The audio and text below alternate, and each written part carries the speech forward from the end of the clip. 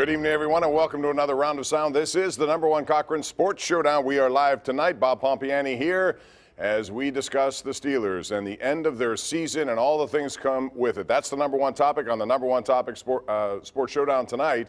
Right now, let me introduce your panel as they've stayed up late with us tonight. We begin with Will Graves, opposite me, top corner of your screen from the Associated Press. Below him, it's Paul Zeise, up at 93.7 The Fan. Of course, the Paul Zeise program on the Fan and his column in the Post-Gazette, and Andrew Fillipponi from the PM team and his Pony Express national show on CBS Sports Radio. So we'll start with the end, and the offense once again was the problem in this game. We'll get into Ben Roethlisberger's career a little bit later, but Paul Zeise, this has been the trend all season long, and I thought potentially they could come out and actually put together a pretty good offense. Instead, we saw 7 Presley Harvin punts, a defense that really played well and should have given the offense something to work with. They did not. Why again? And who's to blame mostly for the start of these offensive performances? They've been terrible. Well, I mean, I think if you watch the first quarter and a half of that game, actually the first half of that game, Ben was bad. His receivers couldn't catch the ball. They didn't block well. They didn't run well. I mean, yes, Matt Canada's play calling is bad. I don't like their scheme. I don't like, the philosophy, but I think part of what he's trying to do is he's a little bit handcuffed by the personnel. And, people get all goo-goo and gaga because Ben has these big second halves, against the team that's already mailed it in and worrying about who they're going to play next week. I don't care that he throws for 200 yards. The Ben fanboy club, they all want us to believe that all the bad plays are called by Matt Canada, and then as soon as he lets it go, and then Ben calls all the good plays. Listen, you got to show up in the first half, and they just didn't.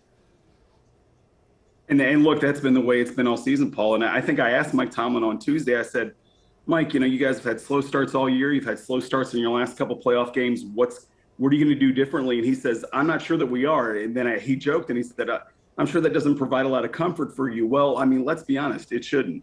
And Paul, I agree with you. It's hard to evaluate Canada's season because how much of it is it just his game plan and how much of it is the fact he doesn't have a lot to work with? I mean, you can't look at this talent level on the field between what the guys in white had and the guys in red had and think that it's level, because it's not. So, I mean, Andy Reid could have called plays for the Steelers and the score might have been the same. Andy Reid, though, has been around the block a while. He's got underhand throws at the goal line, tight ends throwing touchdown passes. I mean, there's some creativity there. The creativity for Matt Canada is either a jet sweep or when it's 3rd and 10, you throw the ball to the line of scrimmage. I think the guy's been terrible as the offensive coordinator. Just look back on the game in Kansas City before this one 3 weeks ago. We're on 4th and 1. He tossed it outside and said, let's have Chuks Okorafor try to block 3 Chiefs. He's been awful. And that's not to excuse Roethlisberger being 39 years old and being very limited. He was dealt a bad hand with the offensive line, and the wide receivers are extremely overrated. We saw that again tonight. But the coordinator should have never gotten the job. He didn't have – the only qualification he had was that he shared a facility with the Steelers when he had one great season as a college offensive coordinator. There isn't another NFL team that would employ Matt Canada as an offensive coordinator. It is a bad look when the college team in town currently, Frank Cignetti, when the college team has a better coordinator than the NFL team. He was handcuffed, sure, but find a way to get out of it. They need to move on from Matt Canada this offseason. Well, that was gonna be my next question. Should they do that? There are gonna be changes. The other thing was during the season, Mike Tomlin indicated, they were basically judging on a curve. This is a guy who is in his first opportunity. Will, that doesn't add up with having a team that is expected or at least wants to go into the playoffs and do well with a 39-year-old quarterback. That doesn't seem to be the right jive there to put those two things together. Yeah, but I mean, I think I pointed out, I think, Pomp, every time I've been on this season, I keep pointing out everybody here made choices, right? When Ben came back, he knew who the coordinator was going to be. So I don't have any sympathy for anybody in that building. It's a miracle that they made the playoffs. It is a testament to Mike Tomlin, I think, and some really bad coaching by the teams that they played. A lot of teams wish they were playing this weekend, but I mean, in the end, they were exactly what Ben said they were. They were the 14th best team in the playoffs, and they played like it. As far as what you do with Canada, I mean, it's tough. I mean, I think they would have been better served as a whole to just they remade the entire franchise except for the one position that you really needed to. And because of the limitations that Ben has, when you see him and Mahomes, I'm sorry, the game plan is going to be limited, and I think that was part of the problem. The scariest thing about Pat Mahomes and that Chiefs offense is they played around for the first quarter and they still scored, 42? After I lost track after, 42 points or something like that? Here's the thing that you saw, I hope, in the playoffs, if you were paying attention. Some of these teams have these really young, dynamic quarterbacks, and it just changes a whole lot, obviously. I agree with Pony. Matt Canada is in way over his head, but I don't think he's the only one. I think this thing the Steelers have done where they just keep promoting the guys from within and they stick with their own guys and they just don't have a whole lot of turnover because, stability is good. I mean, listen, they haven't won a playoff game in 5 years. They're 3-8 in their last 11 playoff games. It's time maybe to think about shaking some things up, getting some new blood and some new ideas and new eyes in here and starting almost over. I don't want to say starting over, but they need to blow some of that coaching staff up. Some of those guys are just, I would call dead weight. Well, I mean, if you look at the Steelers' game plan in this game, they wanted their offense to start with the ball. I mean, so there's obviously this delusional trust in what they're able to do. So they spend all week getting ready for this David versus Goliath matchup, Bob, and they say, let's run it twice and then get into 3rd and long and just chuck it downfield. I mean, what is that? I mean, why not just It's what we saw in defer? their first 3 possessions. It was the same exact thing over and over again. It was 3 and out, 3 and out, 3 and out.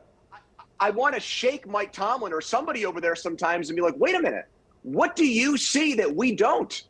You struggled the whole entire second half of the season to produce points. So what do they say the definition of insanity is? You just keep doing it over and over again?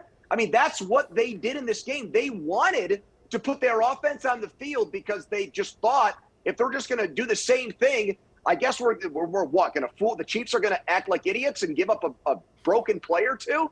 I mean, that made no sense to me unless they came out and flipped the script. They went 5 wide. They went no huddle. They went big, put an extra tackle in, 2 tight ends, a fullback, something that would have been different. Like, we're starting with the ball because we got something that you haven't seen yet. No, it was the same thing, the same stale, boring thing from this Steelers offense. Well, did they make a mistake by, beginning a rebuild on their offensive line, essentially, but yet with a quarterback who needed a lot more protection, and yet they went, and those 2 things were there, but they certainly did not coexist, and they didn't do a good job together. They didn't match up. And that's why this season didn't make any sense to me. It's like they hopped on a treadmill.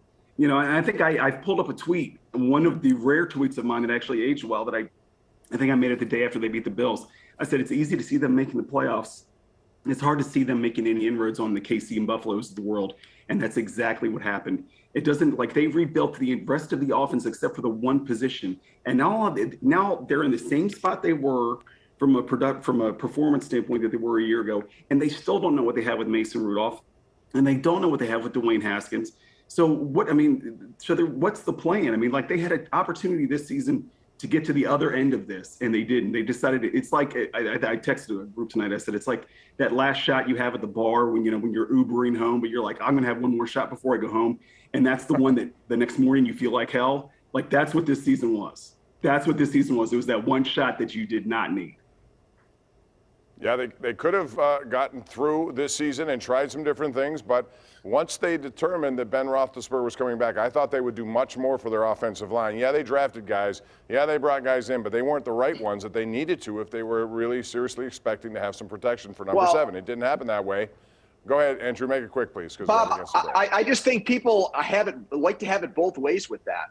So I hear a lot of people, and I was on the train of let's get the offensive line fixed and worry about running back and some of these, luxury items later. And I got pilloried for that.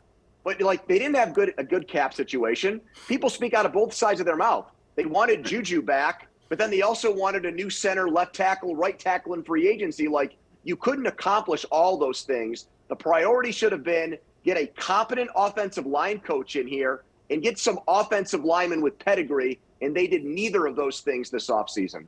All right, we'll take a break here. When we come back, we'll talk about some of the other things defensively that went on and also more changes on the way. And what might they be? And what should the Steelers do? They have money available to them, and they also have maybe an interest in moving up in the draft to get a quarterback. Who knows? There's a lot in play. We'll talk about that and more as we continue right here live. It's the #1 Cochran Sports Showdown.